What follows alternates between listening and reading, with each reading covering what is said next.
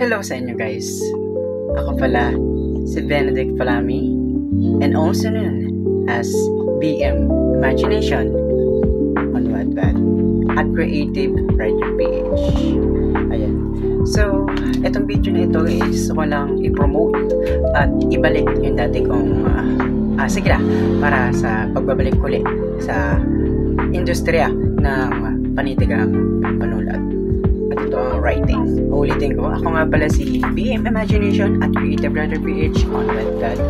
You can follow me on my YouTube channel and TikTok account. And also, meron din akong content creation channel tukod dito kay BM Imagination social media platforms and sa Wattpad.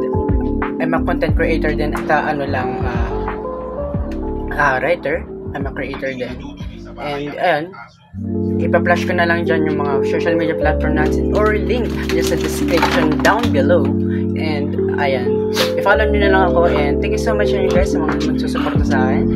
And I hope na magustuhan yung mga isusulat kong kwento na mas ka-inspire sa inyo at hulugan ng aral para sa lahat ng mga magbabasa ng aking kwento.